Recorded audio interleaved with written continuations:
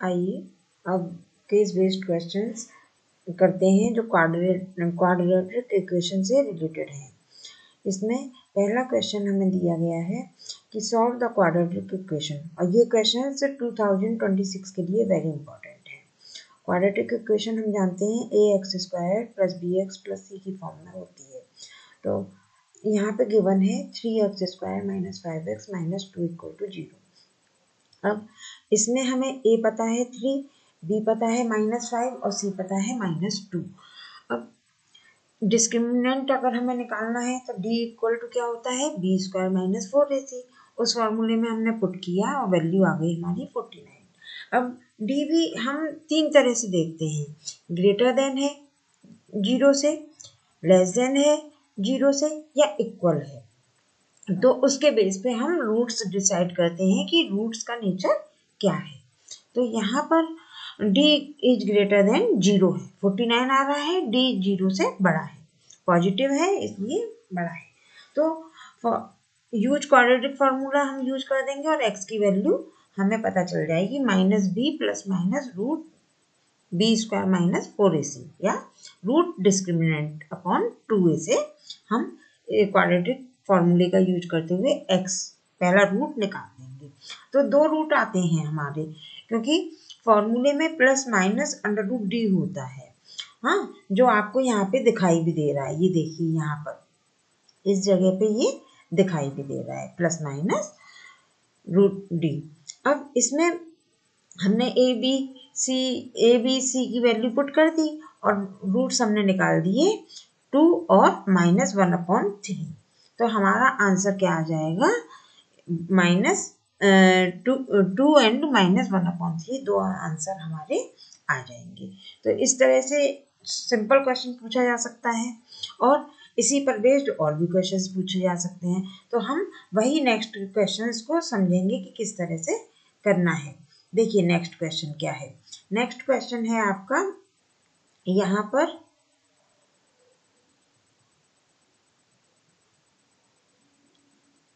Second question solve the quadratic equation 4x² + 12x + 9 = 0। ये हमें given है। अब इसमें a 4 है, b 12 है और c 9 है। तो डिस्क्रिमिनेंट हमने निकाल दिया b² - 4ac से = 0 आ गया। अब d जब 0 होता है तो रूट्स कैसे होते हैं, रियल एंड इक्वल हो जाते हैं। तो यहाँ पे हमारा रूट रियल एंड इक्वल आ गया। तो रूट्स कितने हो गए हमारे, रूट्स की वैल्यू हमने निकाल दी, x = वही -b/2a से, क्योंकि डिस्क्रिमिनेंट तो हमारा 0 हो गया, तो डिस्क्रिमिनेंट वाला पार्ट तो रहेगा नहीं, प्लस माइनस वाला। और रूट्स रियल एंड इक्वल है, दो रूट्स निकलेंगे और दोनों की वैल्यू इक्वल होगी। तो यहाँ पे रूट्स आ गया -3/2। तो ये डबल रूट आ गया, x की वैल्यू ये आ गई। अब तीसरा क्वेश्चन, चलिए चलते हैं तीसरे क्वेश्चन पे। तीसरा क्वेश्चन क्या है, केस सी, जिसमें d की वैल्यू लेस देन है। मतलब d की वैल्यू अगर लेस देन आ जाए मीन्स लेस देन माइनस की वैल्यू आ जाए तो नो रियल रूट हो जाता है, इमेजिनरी वैल्यू बन जाती है। उस पर बेस्ड है ये क्वेश्चन। तो सॉल्व, जैसे ये क्वेश्चन है x² + 4x + 8। तो a b c हमने निकाल दिया, a 1 है, b 4 है और c 8 है, और d की वैल्यू निकाल दी, -16 आ गई, जो लेस देन 0 है। तो जब लेस देन 0 होता है तो कोई भी रियल रूट नहीं होता है। ये रिवीजन पार्ट चल रहा है, हम रिवीजन टाइम पे ये क्वेश्चंस को करा रहे हैं, जिससे कि आपके सारे फॉर्मूले रिवाइज हो जाएं, डी की तीनों वैल्यू हमें समझ में आ जाए। पहले हमने निकाला ग्रेटर पे, 0 से ग्रेटर है, तो रूट्स का नेचर क्या था, रूट्स का नेचर फर्स्ट पार्ट में हमने क्या देखा था, रियल एंड डिस्टिंक्ट रूट। ठीक, फिर हमने देखा इक्वल 0 पे दोनों रूट्स कैसे हो जाते हैं, बराबर हो जाते हैं, और लेस देन पे क्या हो जाते हैं, इमेजिनरी हो जाते हैं। अब इसी पर हम नेक्स्ट क्वेश्चन कर रहे हैं वर्ड प्रॉब्लम का वो किस तरह से करते हैं देखिए।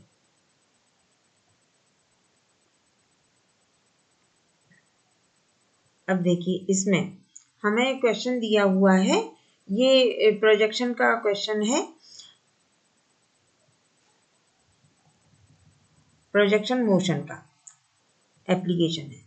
The height h in meters of a ball thrown upwards is given by, हमें हाइट्स दी हुई है -5t² plus 20t plus 15। Find the time when the ball hits the ground, हमें टाइम फाइंड करना है जब बॉल हिट कर रही है ग्राउंड को, मतलब उसकी हाइट क्या हो जानी चाहिए, 0 हो जानी चाहिए। तो हाइट तभी तो जमीन पे हिट करेगी जब हाइट 0 हो जाएगी। तो h की वैल्यू हम 0 पुट कर देंगे, और जब h की वैल्यू 0 पुट करेंगे तो माइनस से मल्टीप्लाई कर देंगे और 5 से डिवाइड कर देंगे। तो क्या आ जाएगा हमारा, t² -4t -3, ये इक्वेशन आ गई। इससे हम डिस्क्रिमिनेंट निकाल देंगे। डिस्क्रिमिनेंट आ गया हमारा 28। जब हमारा ये 28 आ रहा है मीन्स ग्रेटर देन 0 है। ग्रेटर देन 0 है तो रियल रूट्स होंगे, 2 रूट्स होंगे और रियल होंगे। तो हम इसमें नेगेटिव वाले पार्ट को डिस्कार्ड कर देंगे और केवल वो पॉजिटिव वाला पार्ट लेंगे। मीन्स हमारा रूट क्या वैल्यू क्या आएगी, 2 प्लस √7। सेकंड में ये हिट करेगा ग्राउंड को।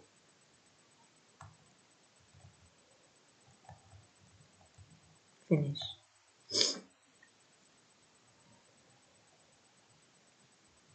अब आते हैं एरिया प्रॉब्लम पर। Find the two numbers whose sum is 7 and whose product is 10। हमें सम दिया हुआ है, तो एक नंबर अगर हम x मान रहे हैं तो दूसरा नंबर हमारा 7 - x हो जाएगा। दोनों का मल्टीप्लिकेशन 10 दिया हुआ है। इससे हमने इक्वेशन ये x² - 7x + 10 = 0 बना ली। डिस्क्रिमिनेंट हमने निकाला, डिस्क्रिमिनेंट की वैल्यू आ गई 9 मीन्स ग्रेटर देन 0। इसका भी रियल रूट आएगा, तो रियल रूट कितने आएंगे, 2 आएंगे। तो यहाँ पे 2 रूट आ गए हमारे, 10/2 मीन्स 5 और 4/2 मीन्स 2। तो आंसर आ गया 2 एंड 2। होप आपको ये क्वेश्चन समझ में आ रहे होंगे। मैं थोड़ा क्विकली चल रही हूँ इन क्वेश्चंस में। और अब केस बेस्ड क्वेश्चंस पे आते हैं। ये एक तरह से रिव्यू था, हमने चैप्टर का रिव्यू लिया है। अब केस बेस्ड क्वेश्चन सेट को देख लेते हैं।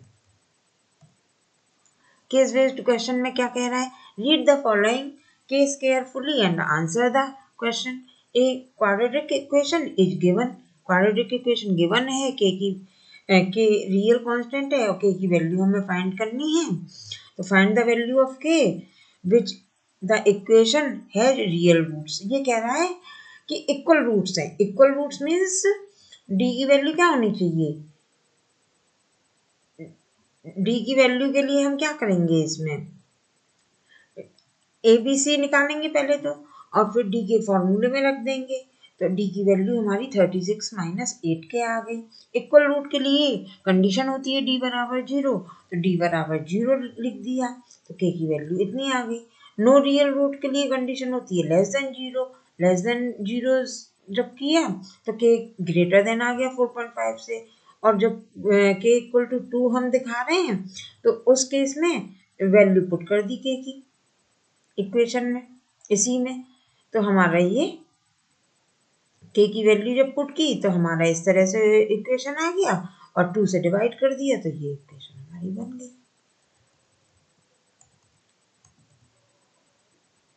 x की दो डिस्क्रिमिनेंट निकाल लिया, x की दो वैल्यू हमारे सामने है। तो ये केस बेस्ड क्वेश्चन में भी इस तरह के पूछे जाते हैं। What value of k will be the equation have no real root. No real root की कंडीशन लगा के नो रियल रूट का निकाल दिया, के की वैल्यू क्या है, तो ग्रेटर देन 4.5 है। मोशन से रिलेटेड क्वेश्चंस। जो अभी हमने देखा था हाइट वाला, उसी तरह से एरिया बेस्ड क्वेश्चन कि रेक्टेंगुलर पार्क है, 84 मीटर स्क्वायर गिवन है हमें एरिया, और length of the park is 5 metre more than its breath.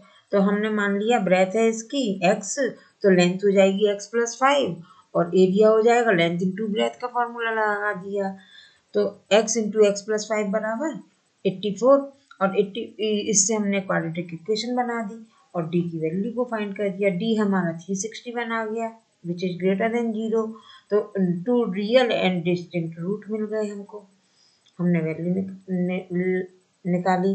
अब इसमें हमने माइनस वाली वैल्यू को डिस्कार्ड कर दिया क्योंकि ब्रेथ कभी भी माइनस नहीं होती है। तो हमारा आंसर आ गया 7। ब्रेथ 7 आई तो हमारी लेंथ आ गई 5 मोर मीन्स 12, तो length 12। Thank you for watching. अब नेक्स्ट क्वेश्चन एज पर है, वो फिर बता देंगे। तो ये एक चैप्टर से रिलेटेड हमने क्वेश्चंस को देखा जो क्वाड्रेटिक से रिलेटेड थे। होप आप लोगों को समझ में आया होगा। Thank you for watching.